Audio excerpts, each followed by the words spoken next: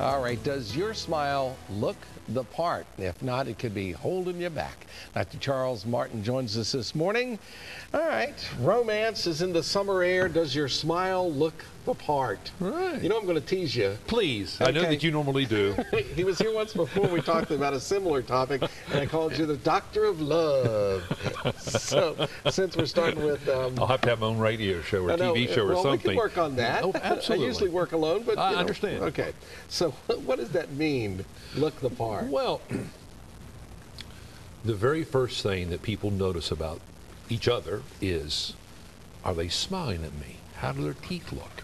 And the 81% factor of all this is that a study was done, and they asked the public, what do you look at? What is it that you pay attention to when you meet someone? They said, well, their teeth, their smile, how they look. And since that's part of getting to know one another. That's the 81% factor. The 81% factor, that's right. So that's the thing they notice. Yep. You have a story to tell us today, and you do this all the time, but this is a story about somebody named Tricia. Right, Tricia. And how she got her life and her husband back after getting a smile makeover. Well, Tricia is a very interesting story because Tricia is an example of someone who, Tricia was in her late 40s.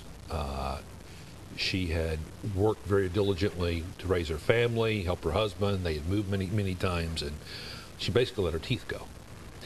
And relationship with her husband, not as good as it might be. More arguments they'd like, and he always had a good-looking personal assistant. She never liked that. So Tricia was actually kind of ashamed of the way her teeth looked. And at one point, Tricia was a real looker. And she kind of lost that and did not like having lost that, but she was always helping the kids and helping her husband. Focused on other folks. Focused on other folks. Yeah. So she found me, and we redid her smile. And it made such a huge difference. He said, I got my husband back. Very good. Yeah. You got to like that kind of stuff. That's right. That's got to make it worthwhile. It does. Let's talk about the art of your smile and what that means, too.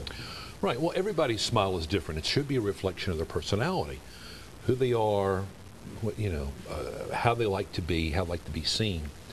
And smiles have a certain art to them. There should be a certain symmetry to them. What we consider to be pretty smiles, beautiful smiles, attractive smiles are ones that may not be, quote, perfect, but match the individual. Yeah. Because then they look real. Right. So the art. I get accused of doing my goofy smile all the time whenever there's a camera around, and my wife will say, "Don't do the goofy smile." So, our wives are good to point out things. That's me. I understand. Continue. So obviously it has to match the personality. Absolutely. It can't just be a big toothy smile on everybody. It's not a product you pull off a shelf and you go, there's yours. Yeah. It is by design. So we actually do smile design based on the individual. Okay, very good.